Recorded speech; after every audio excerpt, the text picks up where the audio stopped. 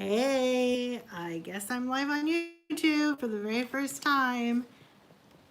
Now there is going to be a lag, so if you're here, say hi, and I'll be watching on my computer. Excuse my printer, I'm actually printing right now. But I'm excited to go live on YouTube. I feel like today is my first day to just kind of do some fun stuff and not have any work to do, which is really nice. If you've been watching my show, if you've been watching my channel, if you watched any of my videos, then you would know that I am an educator. So I technically went off contract 2 weeks ago, but I still had a lot of work to do. So I've been working, but today I want to do some fun stuff, and I want to share a new little venture with you guys.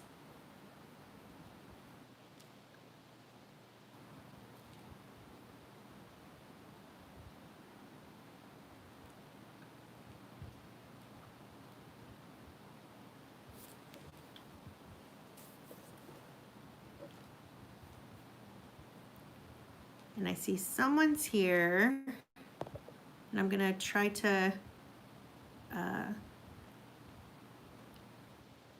keep up with who's on and messages and things like that.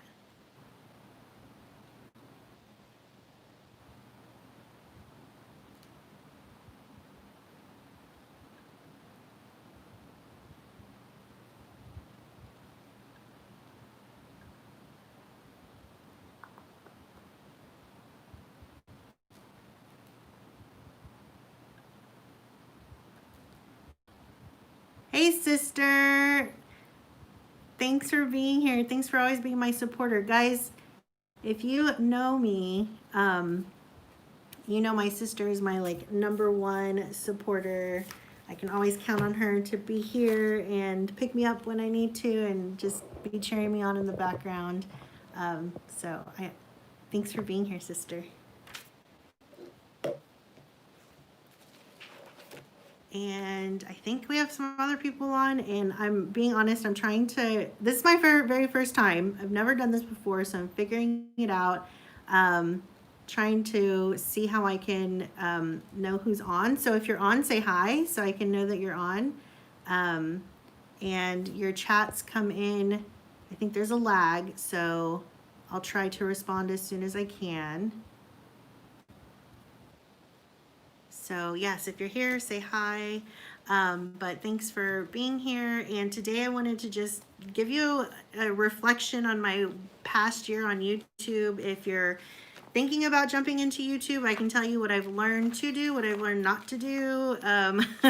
I can tell you that I have so much more respect for full-time YouTubers, because this is a lot of work. Like, it seems very easy, like you just turn on the camera and you record, and you know, the really great YouTubers make it look super flawless, super easy.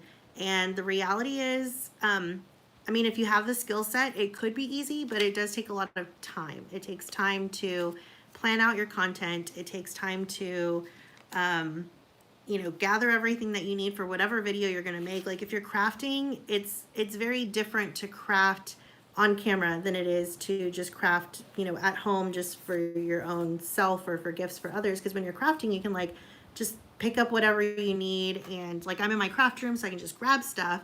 But you know, if I did that during a video, it makes my video longer. You have to edit, like the whole editing part takes forever. So if you are, you know, if you know people who are full-time YouTubers, like they earn a lot of respect, because it takes a lot of time to plan out that content, to make sure that it's good content, people that you know, really think about the value that they're bringing to the content. That takes time, and to plan it out for the whole year, to have consistent content.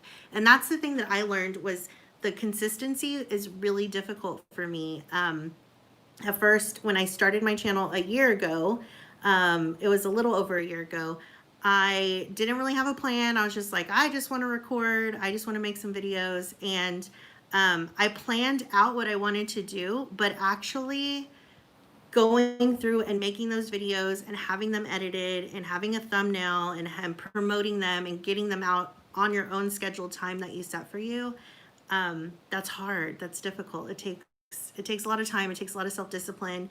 And, this is just something I do for fun. So I had to learn how to balance, taking care of my own personal and professional responsibilities with this, like, really a fun project. This has been a fun project for me. But I also learned that it's very vulnerable to be on camera and to put yourself out there, because you really do open yourself up to, critique. But I've been very thankful that I've had a lot of supportive messages. And but it's weird. Like, it's weird to see yourself on camera. It's weird to talk to a camera. Like, right now I'm at home, and my sister can totally agree with this. She has a podcast, which, by the way, I'll link her info. Yeah, it's so hard. It's weird. Like, you feel like you're talking to yourself. It's really weird. I'm at home by myself right now, and I'm talking to myself. But even like when my husband's here, sometimes I feel crazy, like I'm talking to myself in the room. But it's vulnerable, and I made my very first video with that printer unboxing, which, by the way, some people have asked, do I still have the printer? Yes, I still have the printer. I actually really love the printer. If I needed to buy it again, I would, because it's so inexpensive and it's done its job. But I made that first printer video, and my husband like totally jumped in because he loves anything having to do with technology, and he wanted to use his camera and all this fun stuff, and he wanted to dig in like to more of the technical side than I really cared to, which is fine. I'll let him, like, he enjoys that stuff. But that also takes longer. Like, if you want a really, really good edited video, it takes a long time. If you want overlays, if you want animation, if you want intros and outros, like, all of that stuff takes time. And then you have to really think about your brand. Okay, that was nothing that I thought about. All I thought was I wanted to make a video and I wanted to post it. So making my very first video, I felt very self-conscious. I felt very much like I had imposter syndrome, because I was thinking, who am I to put a video out on YouTube when there's like all these wonderful crafters and these fabulous Disney enthusiasts that like really know their Disney history. They really know their Disney product. They're at the parks all the time. Like, what value am I going to add to that space? And so I've really been thinking about where I want to lean a little bit more. And I look at my videos from the past year, and I look at my analytics, which is a whole other thing that they don't tell you about when you're just thinking about starting a YouTube video. Like, looking at your analytics, who your audience is, how long people are watching your videos, what videos are they watching. When I look at the videos that people have watched the most, I am so surprised that the darn video that I did not plan, like, had zero plan for. I was home, I needed to clean and rearrange my craft room, and so I said, I'll just hit record and maybe I'll get something good out of this. That video has had almost 60,000 views, and I didn't even plan it, and that drives me nuts because the videos that I planned don't get as much views. So that's one of those things where I can imagine for a full-time YouTuber, that's probably super frustrating, to take the time and to plan the content and really think about, what you're going to show, and people even plan out like the time, like how long their video is going to be, or by this certain time, what type of question or prompt are they going to put in their video. There's so much to it. I've learned so much about the technical side of creating videos. I haven't applied it all, but I've learned about it, and slowly but surely I'll try to add those into my videos. But I wanted to try live today because I wanted to see if it was a little bit easier. I wanted to see, if you guys like lives, and this is something I can do in the future, maybe plan them, a couple times a month, and we can do some live craft with me. But I've learned so much about YouTube, and I was totally nervous, and I didn't want Ivan, this is so weird, I didn't want Ivan to post the video. Like, I made a video, I created a channel, but I didn't want him to post the video live. And I remember I was on a trip with my mom, and he texted me and he's like, oh, the video's live. And my heart sank, because I thought, oh, hi, Amaris. And yes, Amaris, I'm so glad to hear you say that people can, relate to the unplanned real life moments. And I think that's been the biggest thing that I've had to learn, is that as much of a planner that I am, and this is not just for YouTube, this is like my own personal life too. I am I am a planner, but I also am that person that, will do things impromptu, just like this live. I mean, yesterday I seriously was just like, you know what, I'm gonna go live. It's been a year. I'm just gonna go live. So I'll do things impromptu, like if I get the courage to do it, but I like to plan a lot of things. And I get sometimes like thrown off when the plans don't go through, or the plans don't work the way they're supposed to, or if I planned, something to be really what I thought was going to be this like amazing idea, and then it just didn't pan out that way. So that was the weirdest thing for me to learn. And I'm going to move this because I feel like my lighting is really weird. Um, that was the weirdest thing for me to learn was that I can just hit record and it might, like, I might get a decent video, which is weird. But yeah, like, I've had so many views on that video. And then the funny part too is that I didn't plan any of the questions. I literally just watched the video back and I was just talking over the video to get the audio, right? And I asked the question about yearbooks. I had no idea that yearbooks was such a hot topic for people. Like, all of the messages that I got from that video, well, not all of them, a majority of the messages that I got from that video was a very, very, like, emphatic, yes, keep your yearbooks, or no, I've never kept them and I don't need them, or I never got them and don't need them. But like, it was very extreme, one or the other. I never thought I could come up with such a polarizing question, and that the polarizing question would be, do you keep your yearbooks or not? But apparently that's the question that was, the one that really hit the, a lot of nerves with people. But I got a lot of responses, and I'm trying to figure out my angle on this camera, so forgive me. I created a video with Amaris, who's here watching. Thank you for being a supporter, Amaris. She helped me make a video. Amaris is a counselor at one of my favorite campuses that I work with. And we were just talking about the video and people's responses about keeping their yearbooks and how it brings memories, and how, some people still get together with the people they went to middle school or elementary school with. Oh, I love you too, Amaris.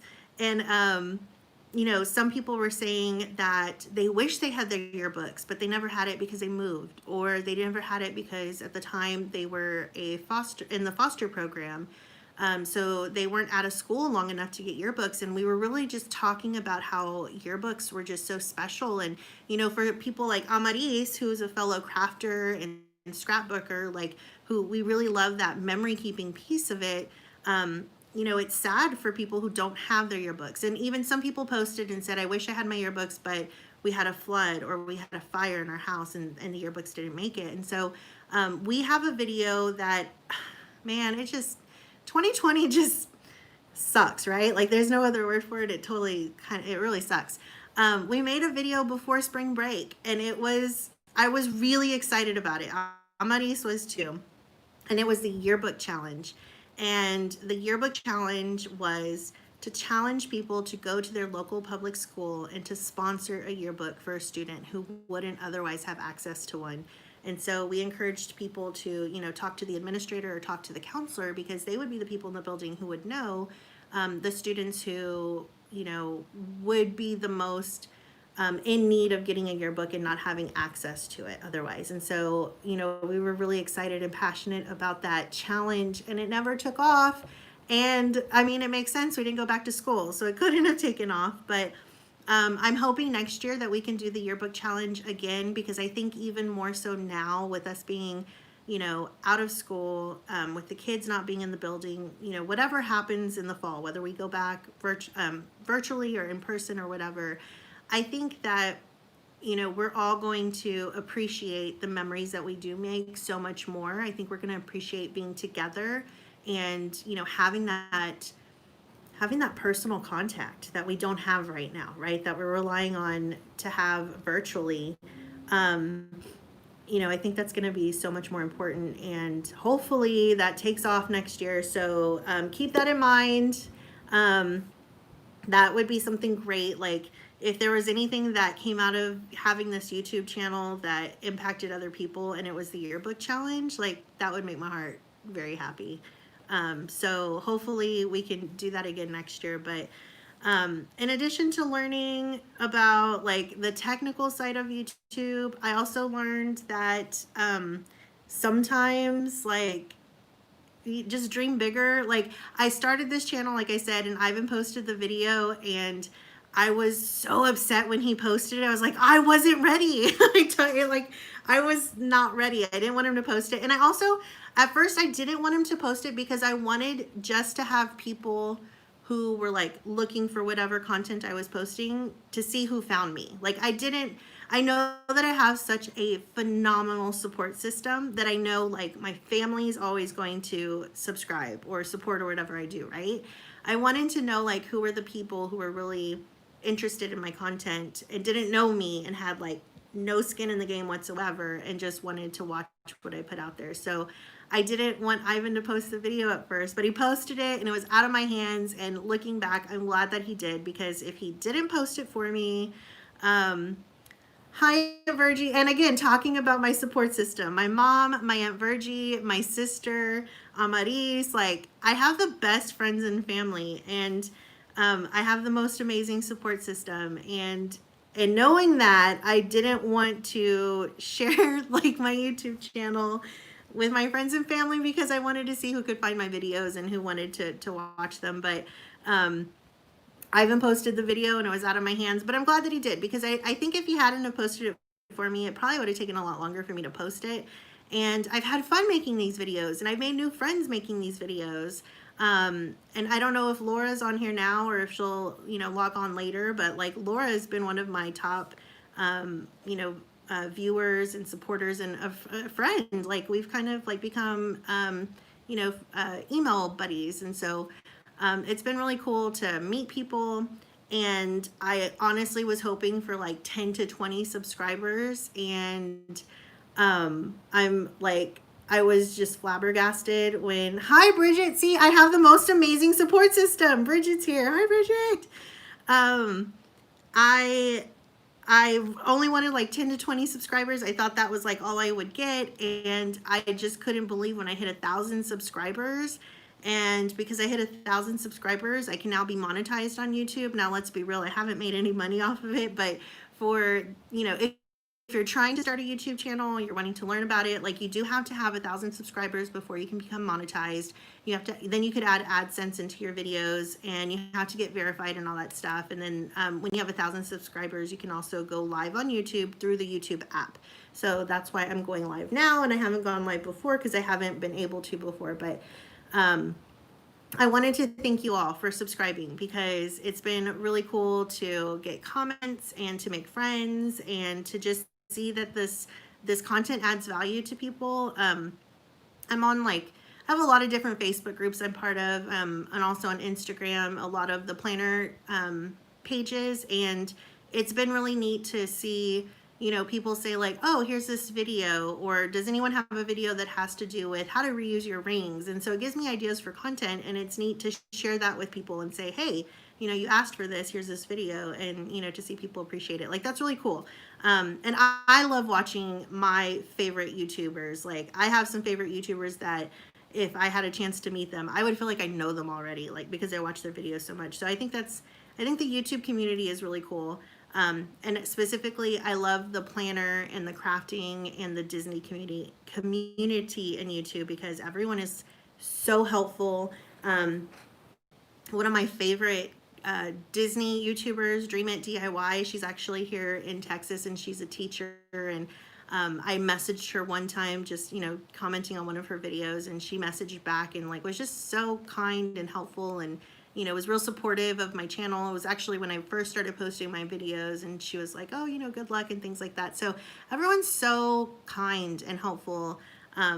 You do get a couple of, interesting messages, but I haven't gotten a lot of crazies. So that's what I've learned. I've also learned that you can have Amazon affiliate links, which I do have Amazon affiliate links. So you can earn a little commission off of those. Again, haven't earned any money off of it, just doing some fun stuff with YouTube. But ultimately, I give super kudos to all of the full-time YouTubers, because it takes a lot of work, a lot of time, especially if they're the ones that get sponsorships, they're writing to companies, they're like actually signing contracts, you know, saying they'll do certain things, and I just think they're amazing. But and I'm looking at my notes. If you're like, why does she keep looking down? I actually wrote notes of what I learned on YouTube because I'm a dork and I like pens and paper and I like to write things. So yeah, so I love the crafting community. Oh, and speaking of, so the video that everybody watched that I didn't plan, and obviously I didn't plan and didn't think it through very well, I had noted in there and I said, oh, I was listening to Design on a Dime, who's one of the favorite like cleaning and crafting and like crafting on a budget type of videos, YouTubers. I credited her on that video. And let me tell you, I got corrected. It was not Design on a Dime. It was Clutterbug. And the messages kept coming in. I did edit the actual story, the, oh, what is it? Like the narrative or whatever that tells you what's in the video. But I keep getting messages about that. Like people are very, they support their YouTubers, especially if they know who said something and you misquoted. So I have been kindly corrected. And I also watched Clutterbug, obviously. She was in my video in the background, because Clutterbug, if you want to watch a video on how to organize and how to do it on a budget, like Clutterbug and Design on the Dime are two of the best YouTubers, and they give a lot of content very consistently, and they have really great ideas. And then I also learned on YouTube that the planner community is very passionate, and especially recently with everything that's going on in the world. Oh my gosh, Amaris, is she on HGTV? I don't have HGTV, so I don't know. Amaris is saying that Clutterbug, right? Is that who you're referring to, Amaris? Is on HGTV, and I may need to start watching because I don't watch HGTV, which is weird. You would think I would. I watch HGTV on YouTube, but not on TV. Oh, awesome. Clutterbug. Okay, so HGTV, Clutterbug is on there. So that's probably why I also keep getting corrected on all my videos. Like, people are very passionate about supporting her. And rightfully so. She's awesome. Hot Mess House. Okay. Clutterbug is called, her show on HGTV is called Hot Mess House. So I will have to check that out because I only watch her on YouTube. But I also learned the planner community is very passionate, and there are some hardcore like happy planner people, some hardcore Erin 100 planner. There's people like me who are kind of just, you know, hodgepodge and make it all work type of planners. But even more so recently, with everyone being socially conscious and aware of creators and their past content and their personal actions and things like that, the planner community has definitely been very vocal with things that were going on with a certain planner. And I think it's great conversations. Like I think it's great that we're talking about, you know, different things, that we are thinking about our choices and the votes that we make every day with our attention, the votes that we make with where we spend our dollars. I think those are things that are very important to think about. And I think it's cool that the planner community is initiating the conversations. And it's been really cool to see that there's people in the community who, you know, there's this whole topic of cancel culture. And it's really cool to see, at least what I've seen like on my Instagram feed and with the people that I've been following, is that they are quick to assert their beliefs, but also giving people the opportunity to speak to whatever their missteps would have been and to try to listen to hear what the true intent was. And I that's been a really cool thing to watch on the outside. And I think it's something that we can all take a moment to pause and think about how we can even do that in our own personal lives when we're so passionate about our beliefs. But we still need to be able to listen and learn, because there are so many sides to every story. And, you know, change takes time. But I think it's really cool that the planner community really voices their opinions and purposely plans, which makes sense. Like the planner community is super intentional, right? Like we create plans. So anyways, so that's what I learned with YouTube. Let me look at my other notes to see what else. I forgot to say. But I wanted to thank you for following and for watching, and just for being a part of this little spot on the internet where I like to play and share some of the things that I make. And I wanted to share with you something fun that I did recently that I want to invite anyone to participate in. And speaking of my support groups, I had my support group of like my 10 VIPs, and about, has it been a month already? Maybe a month ago, we had a VIP craft with me class, and that's what I want to offer. So, oh, I printed on the wrong thing. So, we had a VIP craft with me class, and we got together on Zoom, and I sent them everything that they needed to make multiple cards. We actually had about like 8 to 10 different designs that we could make, and I sent the box, and this is just a sneak peek. It doesn't even look anything close to what the box looks like, because I'm excited to say that the people who I sent it to, they said that they really liked the box. It is mailed, so it's actually a little box. It has a pretty little sticker on the front and some cute little stuff, and then when you open it up, there's a lot of really pretty stuff on top, but I don't want to show you everything because I think that's part of the fun in getting a box, is like opening it and seeing the fun stuff. But you get everything that you need to make watercolor cards. And so we made, these are some of the watercolor cards that we made together. And we were on Zoom, and so there's, password. It's only for the people who have signed up. You get the full kit, and we make multiple cards. Here's some of the other cards. And then there was a special card that I'm not going to show you because it was a special surprise.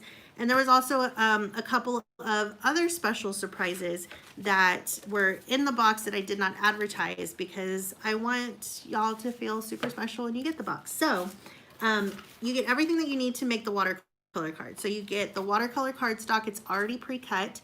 You get the card bases, which is already going to be pre-cut as well. You're going to get watercolors, which this is only a basic 8-pan, but you can make so many colors with it. So you get the watercolors, you get the tape. You also get, and I don't think I have it here, but there was a cute little small clipboard. So you could tape this down because there are cards in particular, like these cards. We do use the tape to actually mask off the section right here, so you get that really nice, crisp, clean line. So so you get a whole roll of tape. You get way more tape than you need to make the cards. You also get a completely new permanent tape roller. So again, like these two things, actually these 3 things, and the set of 6 brushes. The set of 6 brushes. This is all stuff that you're going to use for these cards, but you can continue to use them for other things. In fact, I'm going to have a card, watercolor card 2 class where you can, continue to use these products, and I just send you what you need to make new cards. So you get a full set of 6 brushes. You get 3 tapered brushes, and this is a 3, a 6, and a 10. So you get 3 tapered brushes, and these are my brushes. I've used them, so that's why they look like this, but I just wanted to show you what comes in the kit.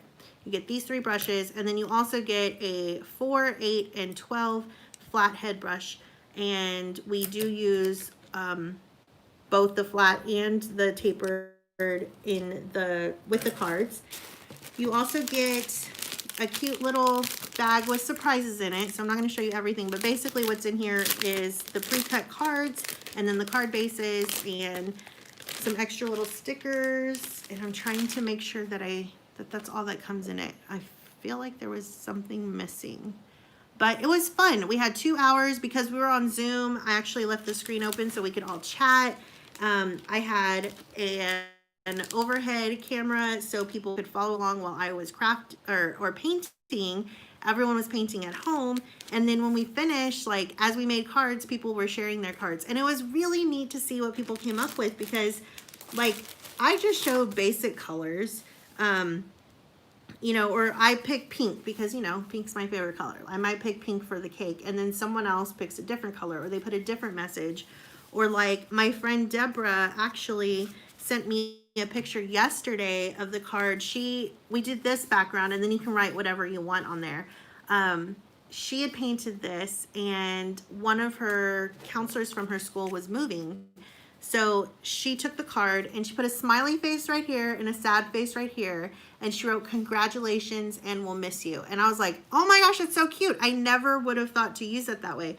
But she liked that she could just have these cards and have them made and not have a sentiment written on them. And then she's like, I'm just going to keep these, and as I need a card, I can just write it out. So, you know, right now when we're at home and we're not seeing people, I think it's really nice to mail cards. And so having cards that are ready to go would be really nice. And then also, hi Deborah, Deborah's on here, yay.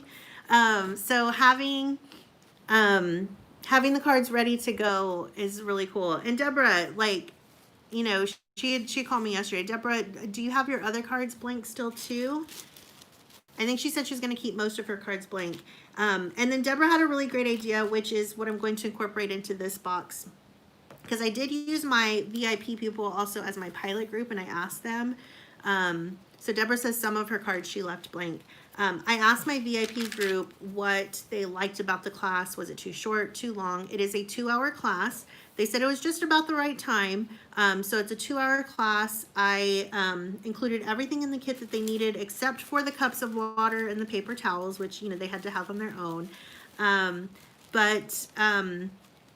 One of the things that came up was talking about like making a color chart and talking about the color wheel before we had the class. And so what I want to do for this next class is I'm going to create a couple of basic videos that you could watch very quickly before the class that gives you an intro on how to make your own color chart with your watercolors, so you can dip into your watercolors before we take the class. And then also just giving a little overview of the color chart, of the color wheel, so that way you feel more comfortable picking what colors to mix together and what colors to put next to each other, because the color wheel does come into play when like you're making a card like this and you're blending your colors. You want to make sure that you have colors that are not going to, you know, once they touch, instantly turn brown. So you do have to have a little bit of an understanding, basic understanding of color, if you want to really think about like what colors to purposely place next to each other. But within our 2-hour class, we made some really fun cards. And there was another card that, again, I'm not going to tell you, there's a special card in there that was also fun that they could do on their own. And so I'll have some special videos ahead of time with this card kit. I'm also going to have I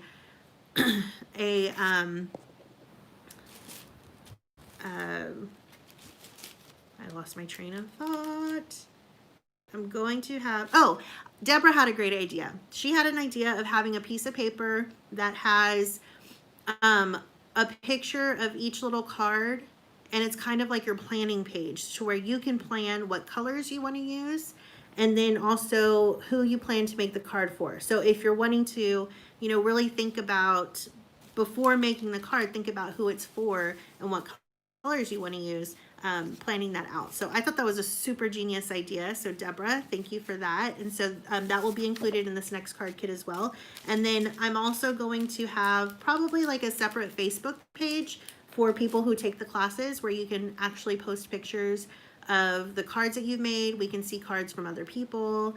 And then also I want to post additional ideas of what you can do with your kit. So your kit's not just a one-time use thing, because like I said, you're getting some things like the clipboard you can continue to use, the watercolors, the paint, the tape, and the permanent tape. I mean, this is stuff that you can just have in your craft room and, you know, use it for multiple things. So I want to have a Facebook page to like give additional ideas for that. So it's kind of like a quarantine craft class, and it's fun. And also we had our own VIP group, and like everybody knew each other, but I want to offer it as a way where we'll have a scheduled class. So the next scheduled class is going to be on, looking at my calendar, July 31st. So as soon as we finish with this video, I will have a link down below that will show you how to get to my Etsy page to order your kit. And, or you can always, if you know me personally, you can text me. And so you'll get your kit, you'll get everything that you need, and You'll get it before the class. We'll have some videos that you can watch ahead of time. And what was the other thing I was going to say? Oh, so you can join the class on the 31st, or if you want to have your own class with your own friends, then you can just let me know. We can schedule a date, and I'll set up a special link just for you and for your friends to order their kits. And it would be a minimum class of 5 people. And the more people you have, the more discount you actually get off of your kit. So you could actually earn your kit for free by having more people in your class. So I'll link all those details down below if you're interested, if you want to do that for yourself or for your friends. It's fun quarantine crafting. You don't have to have a lot of experience to do this, but if you do, and like if you already have watercolored before, you know, it's still fun. It's fun to get together with your friends, and it's fun to try some different techniques out. So that's the new venture. This first class was called Brunch and Brushes because the class is scheduled from 9 to 11. It was on a Saturday. The next class will be on a Friday. And so it'll be super fun. I hope that, you know, if you haven't taken the class before, I hope you join. And for those of you who have taken the class before, aka my VIPs who are watching on here, I'm going to have an extension class where I'll just send you like a couple of the things you need to make new cards, and then we can kind of pick up where we left off from the last time. So Amaris, I would love for you to join a class or have your own. Like, you need to have a class just for your campus, like, you know, our favorite people from your campus. That'd be fun. So that was my new venture. So only thing I wanted to do, I wanted to craft live. I thought it would be fun. I want to make a card, and I haven't played with my distress inks, and I just got some new distress inks, but I have to figure out where I put them. Oh, they're right here in front of me. So I got some new distress inks. Let me know if you've used distress inks before. These are the Tim Holtz distress inks, and this is the kit that came in the set of 4. I got them from Joann's, and I think I used a coupon or something. So I have the Sponge Sugar, which is a pretty pink. I have Shaded Lilac.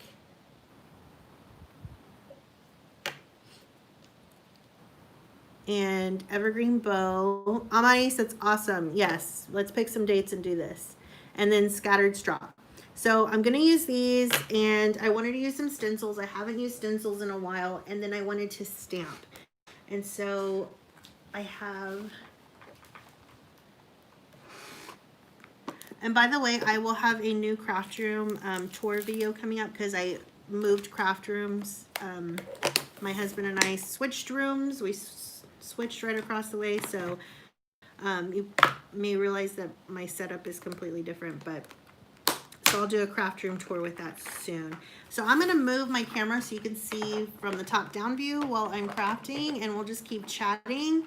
And if you want to ask any questions or give me direction on how to make this card, let me know. So I'm going to just move this stuff real quick. Give me 2 shakes. I feel like I need some music here. Do do do do do do do.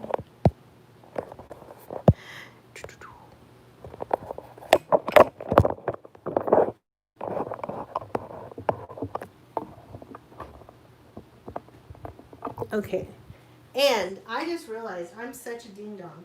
I had my light ready and everything, and I had it pointed the other way. I'm so funny. Okay, so I have my distress inks, and I actually need, I have the, I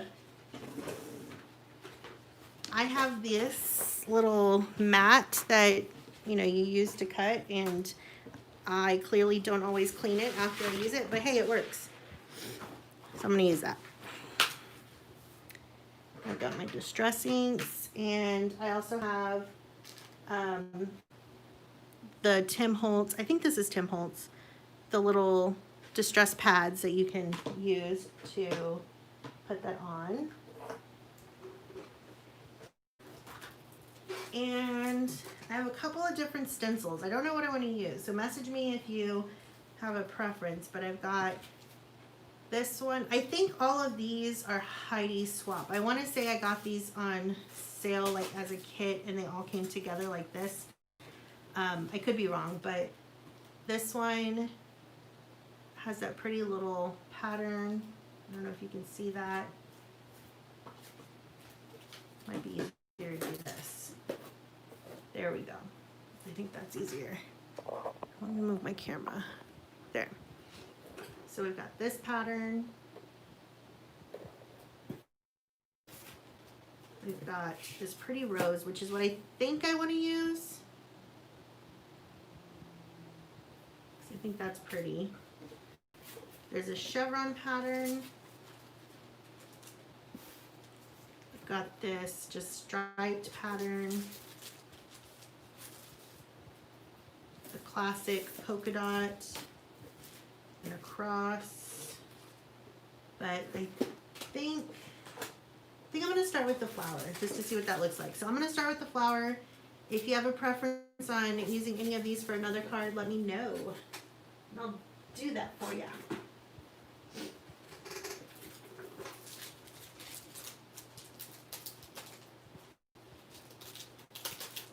I don't even know if I have used these.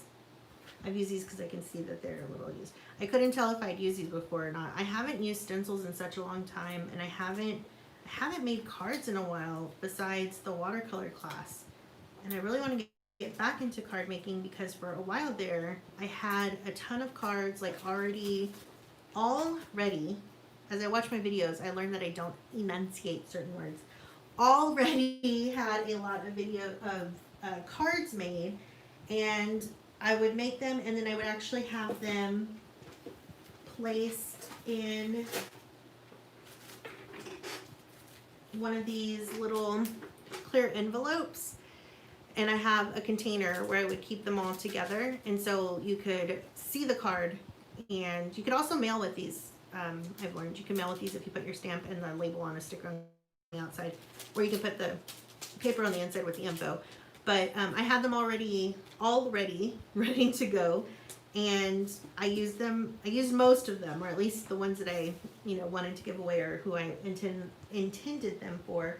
So I haven't made anything recently, and I need to restock my cards. And I'm looking for.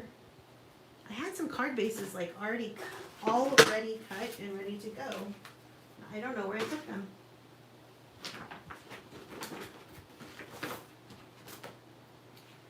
So bear with me while I find those card bases. Here's one.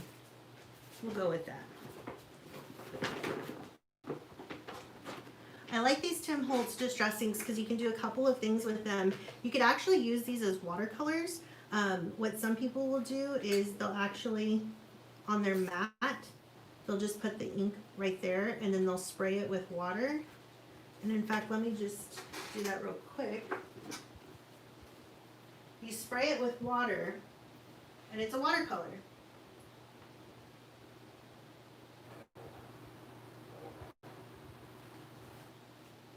Of course, now's the time that I want to show you, and I can't find any of the stuff that I need. Anyways, you would just spray it and then it becomes watercolor, which is really nice, and it makes it a multifunctional product. These are also, are activated with water, so if you're making a card and you spray it with water, or you get water and blot it, you'll also change the texture and appearance of this as well. So that's pretty cool. I'm going to trim this down because it's not exactly the right dimensions.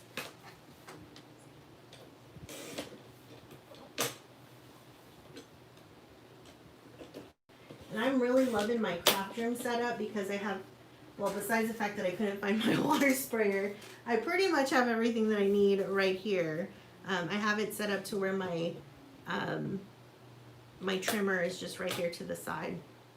So that looks a little bit better. So I'm actually going to tape this. Am I going to tape it? Let me see. Maybe I'm not going to tape it. I think I'm going to, maybe I will. Let's tape it. Why not? We'll tape off the border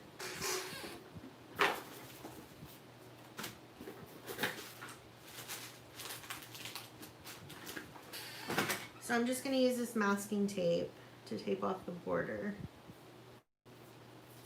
Hi, Craft and Vintage, your new subby. Oh, welcome. First video of yours I watched was the yearbook video. Oh, I'm so happy that you watched the yearbook video. You've had your yearbooks for 50 years. Oh, well, I'm glad that you were able to join, Trisha. I hope you come back and watch the replay later. I will post it for you for sure. And thanks for being a new subscriber. I'm really happy to have you. And Amaris, yay, someone watched our video. Amaris is so awesome. She is a phenomenal counselor and just a wonderful person. And when she heard about the yearbook video, she was just all on board. And we actually recorded it in her office, and her little boy was there. Poor thing. We were like trying to make a video, and he's playing games. It's after school. He's just like, Mom, can we go home? I mean, it was after school on a Friday. She was so awesome and recorded it with me.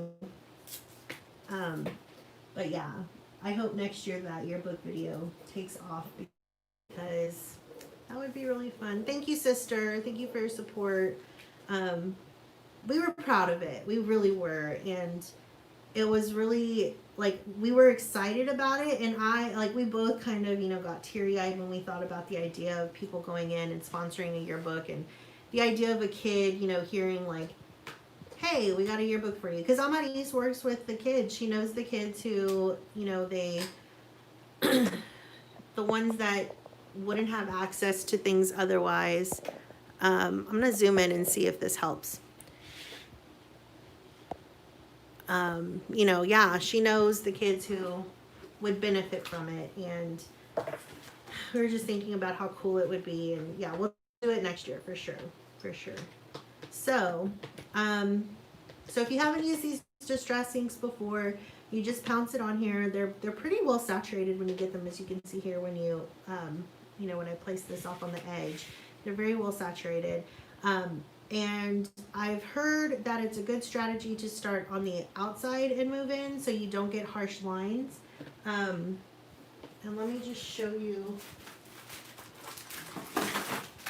I found my sample paper, by the way. I put it in the little sample kit. I forgot.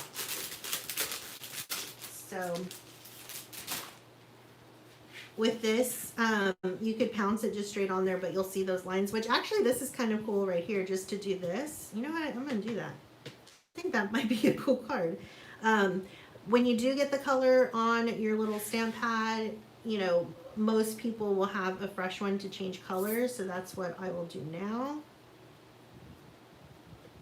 This might actually be cool. See, an unplanned craft. Your crafts don't always have to be planned.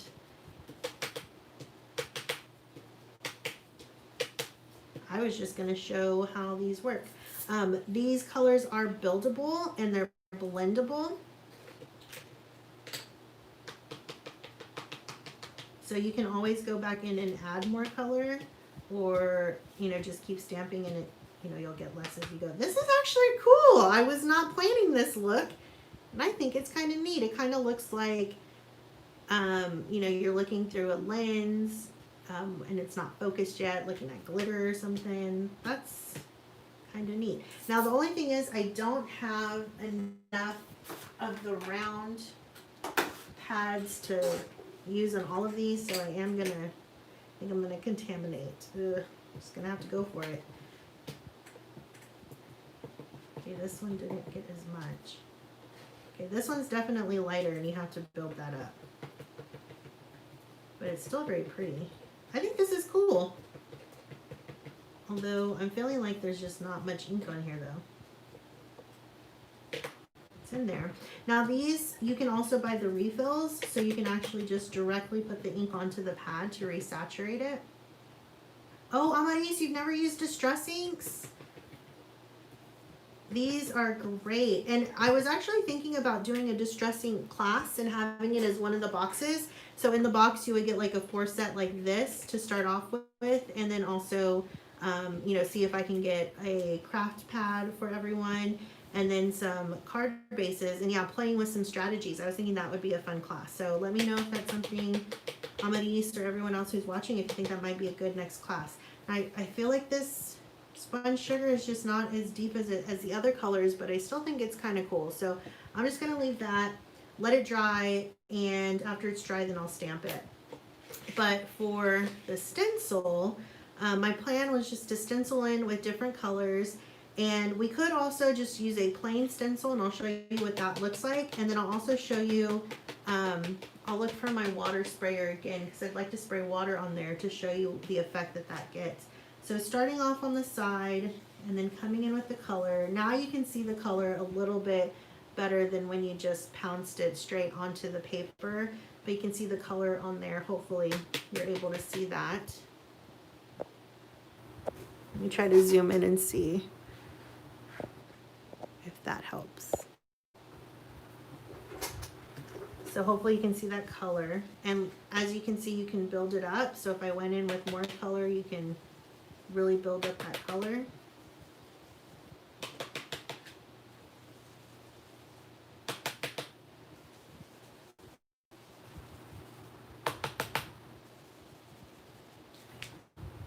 And what a lot of people do, and what I've done in the past, because I do have other distress inks, this is just a new set of colors that I got.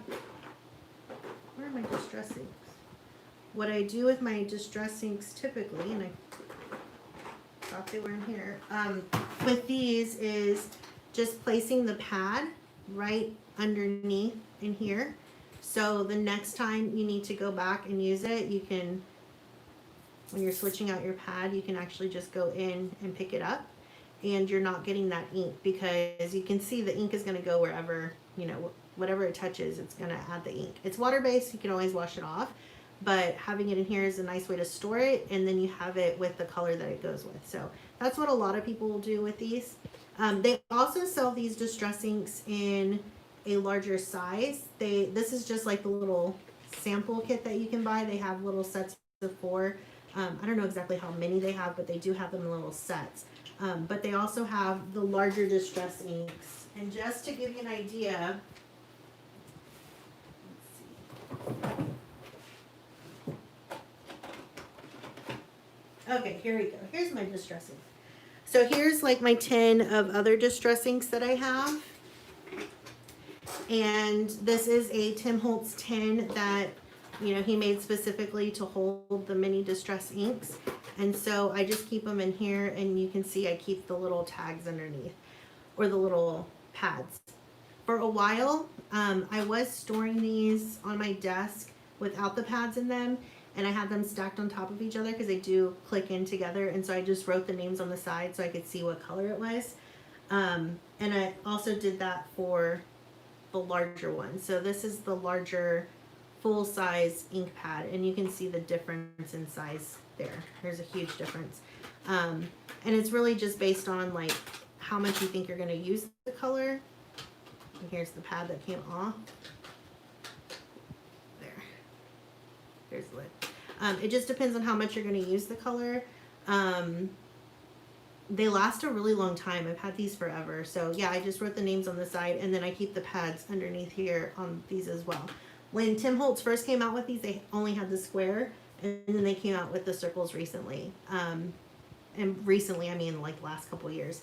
And they also, there's brushes that you can get too that, I don't know if they're Tim Holtz or not, but I know that there are like brushes that look like the makeup brushes they use for your foundation. Those brushes have been apparently like really good to use and to give you some really nice clean lines. I haven't tried those before, so that might be something I try out soon. It's like I said, I haven't been making cards or doing mixed media as much, and want to get back into it for sure. So I'm just going in with some color here and there and just deciding where it goes. And the nice thing is you can't really make any mistakes because every piece is going to look different. Even if I tried to recreate this exact same one again, I probably wouldn't create the exact same one. I'm trying to make sure I got the right color here because I didn't put the pads back in.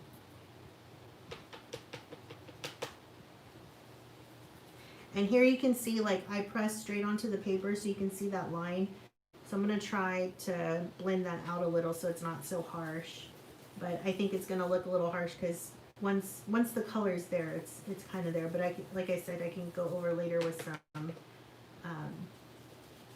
some water. But that's where starting off on the side gives you just a nicer, softer color, and that's why some people have really stuck to using those brushes, because they say the brushes don't give you that harsh line. So I'll have to try it. But I think we're good here. I might add some yellow because it's kind of getting dark. But I'm gonna, instead of using this yellow that came with it, because I don't have a pad for it, I'm going to use this mustard seed, and hopefully that doesn't look too crazy with it. Also know, just, you're probably gonna get ink on your hands if you use this. Like, that just happens. It's a hazard of the activity. So this is mustard seed.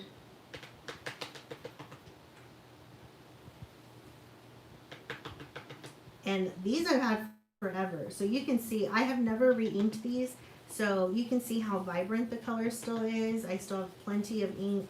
They don't dry up as long as you keep them closed. So they're a pretty good investment. Like, if you plan on using these, they're not very expensive, and you can do a lot with the distress inks. I definitely recommend getting the distress inks. And like I said, I've had these before, the larger sizes, but they are bulkier to use. If you're a true scrapper and you have a lot of room where you can have them like on a stamp display, I think the large sizes are great. If you're like me, where you do a little bit of everything, I think this 10 size is perfect. They also make a bigger one, but the mini size is really enough to make what you want with it. So okay, so let's reveal. And already, oh, I love pulling the tape away, because it's just, you see the nice line that's already started, and you don't even see the image yet. So this is always my favorite part, because even though you put the colors down, you don't really know what they're going to look like until you take the stencil off. But this is such an easy activity and project to do. So if you want to have a class with distress inks instead, where I show you different ways to use the distress inks, we can definitely do that. And look at how cool that is. That's cool. And you can also, you can leave it like this. You can stamp it, you can place it on your card, and then you're good to go. You have an entire card ready. That's really pretty. Or you can also go ahead and move your stencil to a different position, tape that down, and then also, just stencil over that. And maybe I'll do that. Let's see. Maybe we'll do it this way, and we'll do this right here. Let's try it and see. Let's see what we get.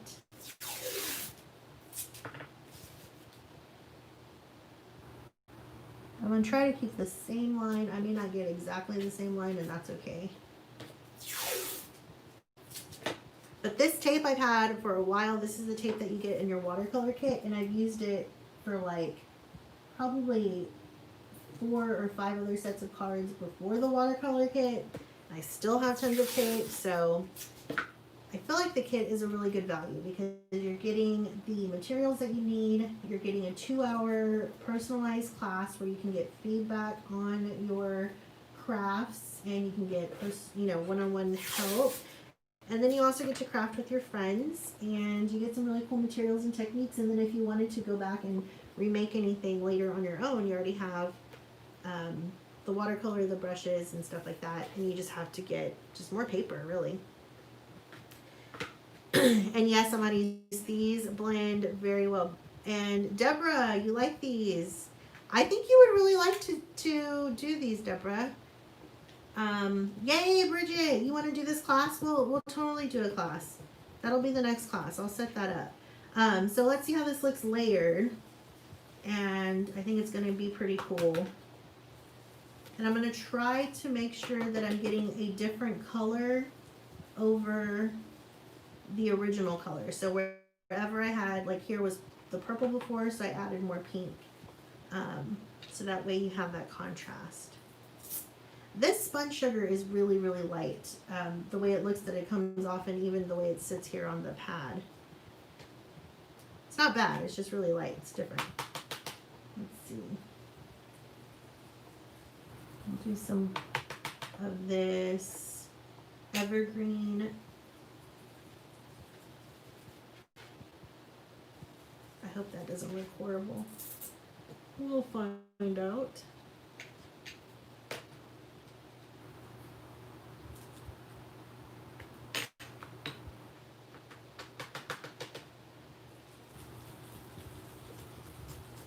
So for those of you who are on, have y'all made anything else with the card kits that, if you took the class for Bridget and Deborah, have y'all made any other cards or?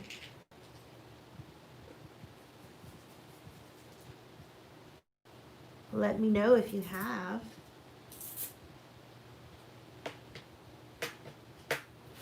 And I'm going to go back to that mustard seed.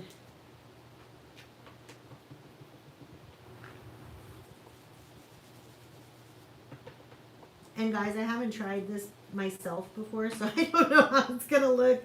We'll find out together. But I've seen other people do this, so I've been wanting to try this technique where you're doing the double stencil. Ooh, you know what? If we do a class with the Distress inks, I can make, on the Cricut, I can make each one of you a personalized stencil. Maybe that would be a cool little added value, is you get to pick which stencil you want. That would be neat. What do y'all think of that?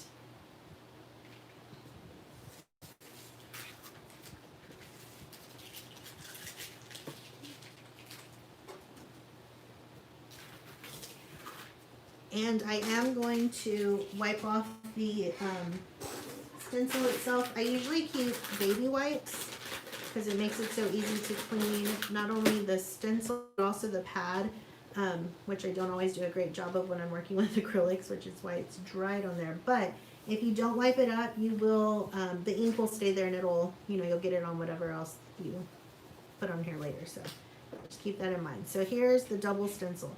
I'm not feeling this as much. It's not horrible, but I liked the original better. What do y'all think?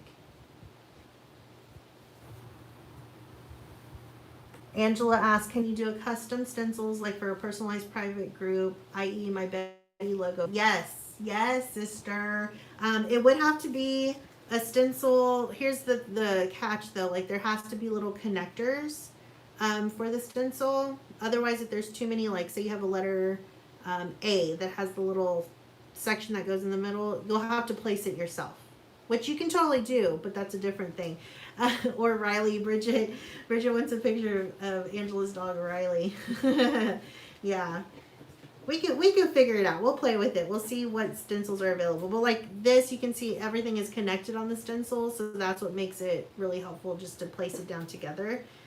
If there's separate little pieces, that kind of makes it hard. But you could do that. We'll make it work, sister. Like Tim Gunn says, make it work. Make it work. So this is the Distress ink, and the next thing you would do is just place it on your card. And there's a couple of ways to place it on your card. Actually, before we do that, let's stamp it. Let's stamp it with a sentiment. I have these stamps. This is from Close to My Heart. And Close to My Heart, if you haven't tried these stamps, I think these are the best stamps that I've ever used as far as quality and crispness of line. You can get stamps anywhere. Not all stamps are created equal. I've purchased a lot of inexpensive stamps, and you can definitely tell the difference in the way it stamps itself. So these are a little more expensive. It's an investment. It's not crazy, but like, you get a whole set of stamps. If you're really into stamping and you want to buy a lot of stamps, you're getting what you pay for. And this is a really quality, or as this says, premium quality decorative stamp. I do not sell Close to My Heart. My friend's mom does, and I'm so jealous of her craft room. She has bins upon bins upon bins of these stamps. And so I purchased some stamps from her, and I really, really love them because they're so nice and crisp and clean. This one is the Say It All Occasions. And I bought this one because it's a really good just starter stamp kit where you have all the sentiments that you need. You have Father's Day, Mother's Day, birthday, miss you, get well soon, like everything you need. So I think, oh, and I have a fabulous friend one that's missing. Oh, sorry. You do need to put your stamps back or else you'll lose them like I did here apparently. So I think I'm going to do You're the Best. I think I'm just going to stamp. No, let's see. Maybe Celebrate. Celebrate would be fun in the corner. So I'm going to stamp Celebrate. I'm going to stamp it with Stays On. I love Stays On because it is a permanent ink. And I'm going to use my acrylic block. This is from Close to My Heart. I did actually invest in these blocks. There's like 4 different sizes. They come in the standard sizes. They're Close to My Heart. These are really good premium acrylic blocks. You can get any acrylic block like from Michael's or anything. This is a good big size one. But what I love about the Close to My Heart one is that the way it's fitted on the side, like you can easily hold onto these little grooves. So that's really nice to use. These other ones, like this is, this is good. You can press down, but like you have really good control holding these blocks. So love these blocks. So this is a clear stamp, and I like clear stamps and the clear acrylic blocks because you can see exactly where you're stamping.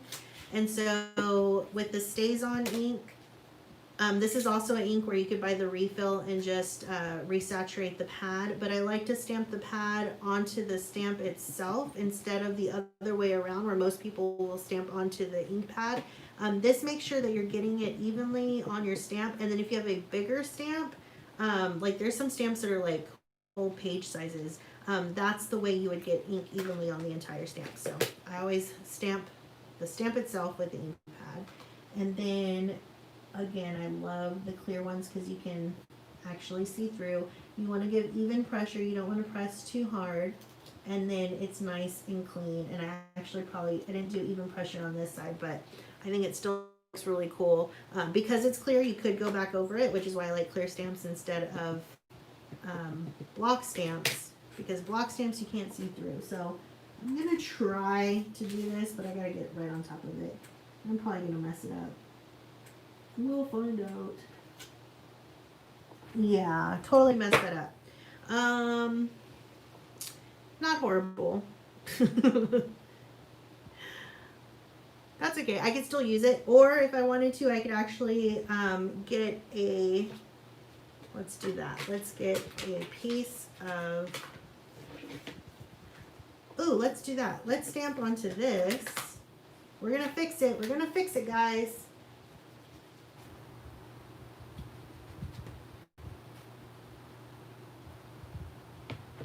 We're going to stamp onto this paper and then cut it and put it on there.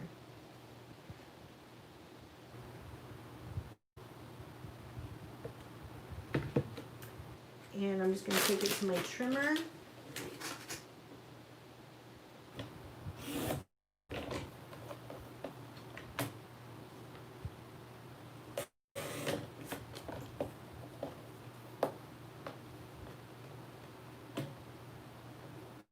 And I'm just eyeballing it because that's how I craft. I don't make anything, well, not anything. When it's cards, I don't really like measure things. I just kind of go for it. I always figure you can fix things. So there, and we'll put that in the corner, and what we'll do is we'll use some of this foam dimensional tape on the back to lift it up.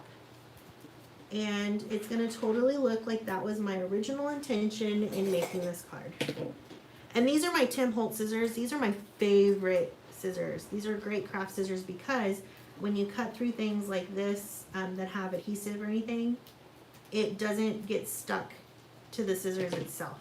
Like if I were to cut this with regular scissors, this would totally stick to it. So I like Tim Holtz stickers or scissors. They're really good. These are the small ones. They also make bigger ones, but they're great craft scissors. So I'm going to put the foam on there, and actually I'm going to add a little bit of distress ink on the edges. I think I'm going to add pink before I stick that down. And I'm going to, you can do it one of two ways. I've seen where people just go straight with the ink onto the edge. And it just gives it, I don't know if you can see that, but it just gives it, sorry, I'm trying to figure this out. There you go. It just gives it a little bit of color on the edge. It makes it pop off the paper a little bit more, gives a little bit of dimension. I've also seen people use their pad and it softens it up a little. So I'm just going to go around and do that. So here on this side, you can really see the difference between where I went in with the pad. You get just a subtle touch of color on the edge versus when you go in with the actual ink itself, you get that sharper line. It's really up to you what you prefer to have.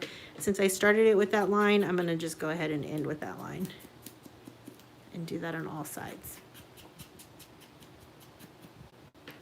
So like right now I'm showing you how to make these cards, which is fun, but I like the Zoom class so much more because we get to talk to each other. Right now, again, I feel like I'm talking to myself. So if you're putting messages, thank you, because you're making me feel good.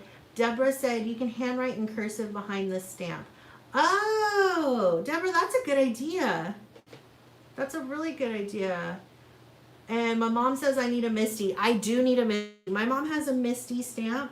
And the Misty stamp is really cool because it's a stamp pad. It has like a magnetic little pad where you can put your magnets to hold your piece of paper. And that, Mom, you're right, that totally would have helped with this card. So I stamped it the first time and it wasn't perfect. The Misty stamp pad has the magnetic side, and then it has the like acrylic side where you put your stamp. You actually put your stamp on here, you close it to see where it's going to go. It attaches to this side, and then you would ink up your stamp, and then you would close the door. And because it's on a little easel, your stamp is always going to hit in the exact same spot unless you move your paper. So Mom, you're right, a Misty would have been perfect for this, where I could have stamped over the Celebrate again and it wouldn't have messed it up. So yeah, I need one of those. They sell them, I think, at Joann's and Michael's, and I think you can get them online. And of course, there's, you know, all kinds of different craft companies and stuff like that. But yeah, I need a Misty. I'm gonna put that on my Christmas wish list. I need a Misty stamper. So I'm gonna clean my stamp. I do have a stamp cleaner.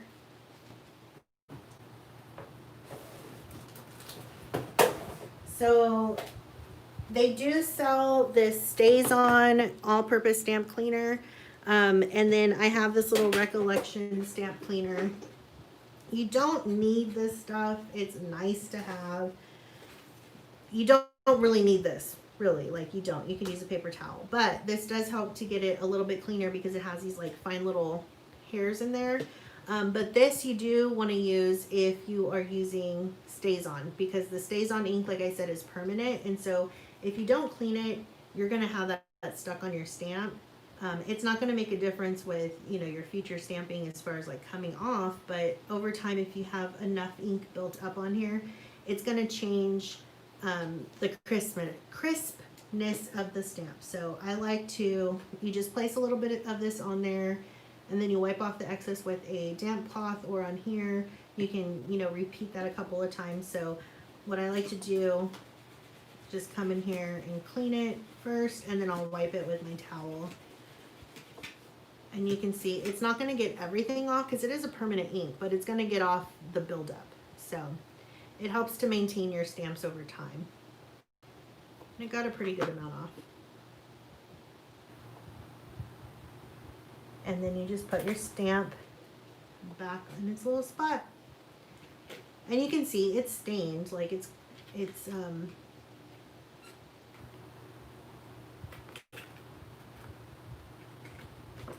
stained, but it does help to keep it clean. You can see I've used these before as well.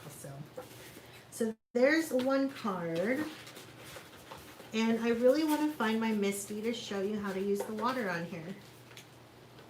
Let me see if I can find it.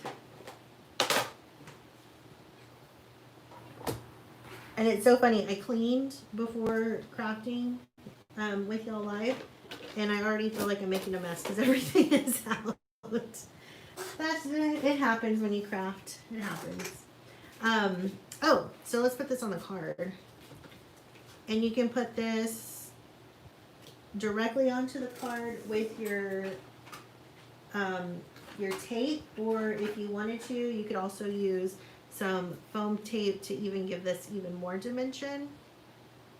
So let's do that. And I think this tape in particular, I think I found it at the dollar store.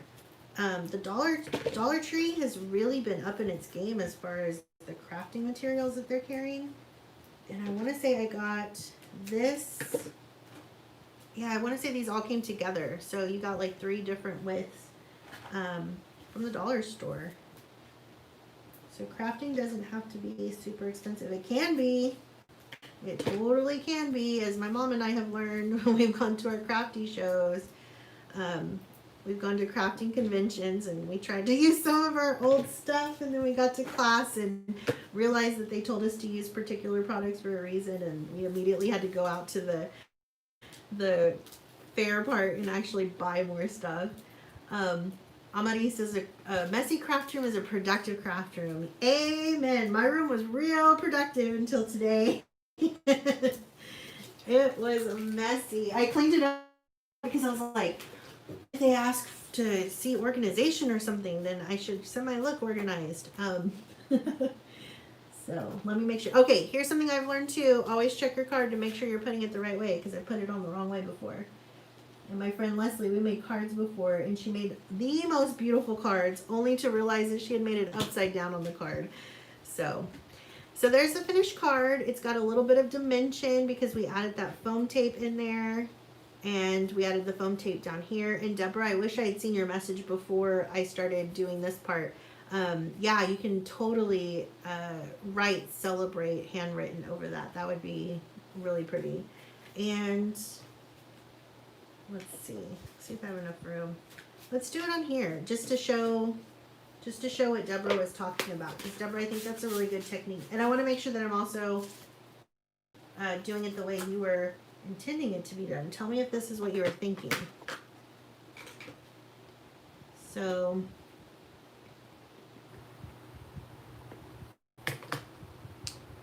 stamping it, and then I think, Deborah, what you were saying,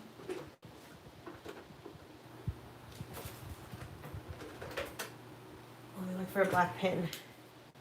Deborah, were you saying to like write celebrate like cursive long ways here?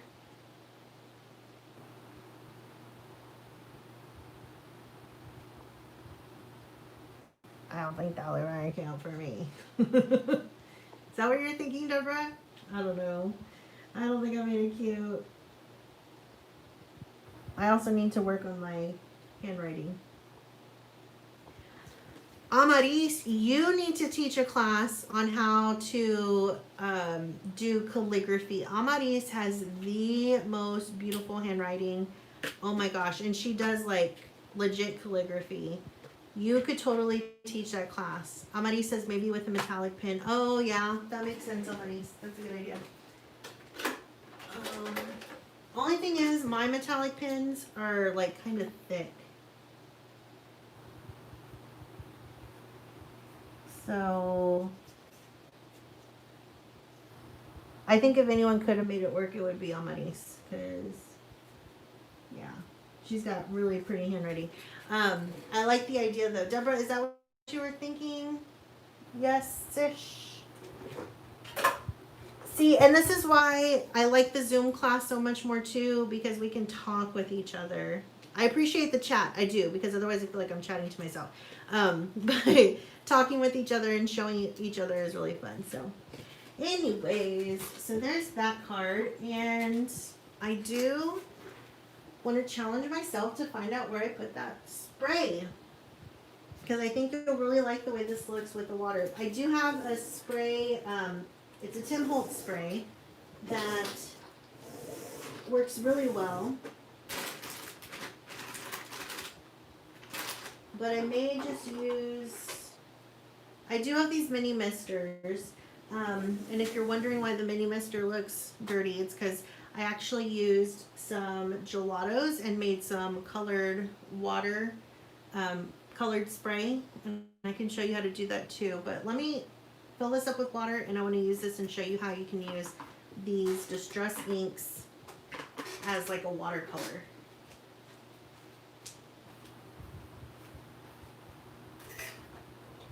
Ah, I found it, I found it. It was hiding. Okay, so this is a Ranger mister. And it's just filled with water, and I keep it around for different projects. But if you wanted to do distress inks here, all you would do is just put a little bit of the colors. There's some cool ways to do this too. I may need to get a new mat, a clean mat, to show you how to do one cool technique. But you just put the colors on here, and then you spray it, and you've got, voila, watercolors.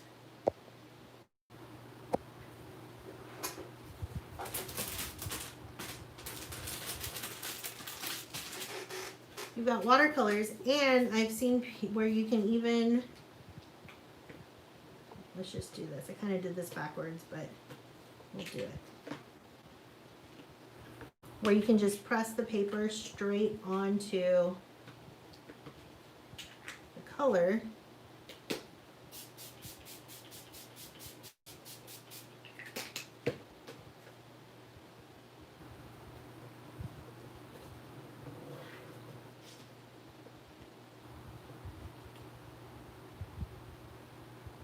And you've got some watercolor there. Now I didn't plan this out very well as far as where to place it, but you get the idea. You can just go back in and add color.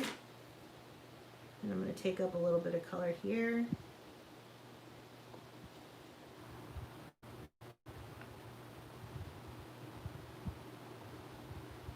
And then because the paper is getting so saturated, like I think I should get my heat gun to dry that up and go back in with another layer. So hopefully this isn't too loud.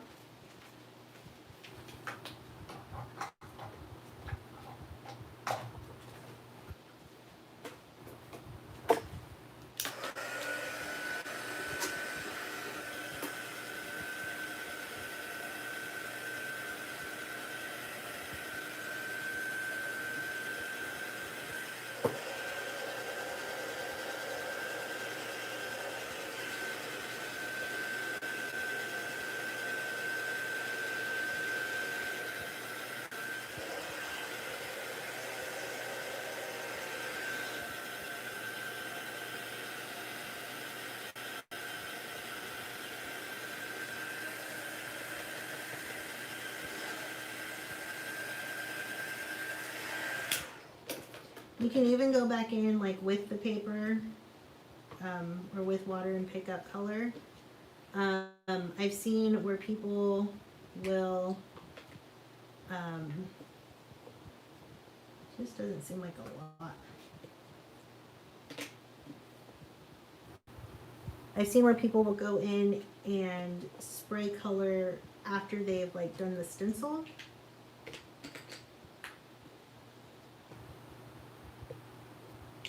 I'm going to try this with just less water this time. Oh, and I didn't put any, or I didn't put as much yellow, I should say. Let's try this yellow.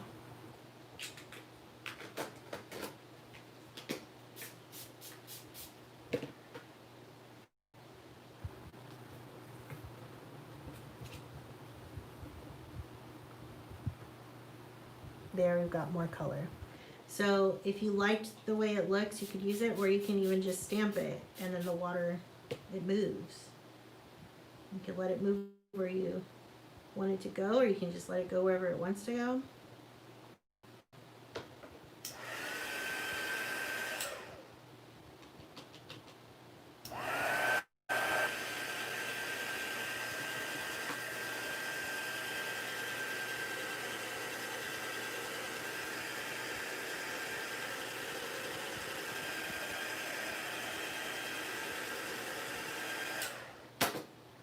You can let it dry on its own. You can go in and pick up more color if you want more yellow. I really want more pink, but I feel like that pink's not very vibrant.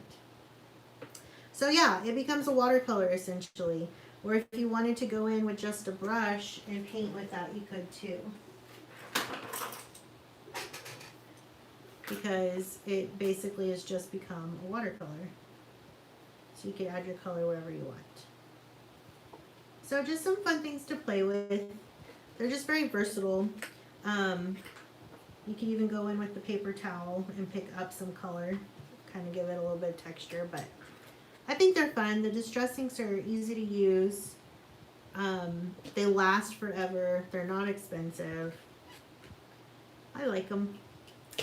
Anyways, I think that's all I'm going to do for today, guys. I wanted to thank y'all for coming on and always being so supportive. And Amaris learns to do faux calligraphy on YouTube. So hopefully, you know, you find the stuff that you love to learn on YouTube. Hopefully you learned something new today.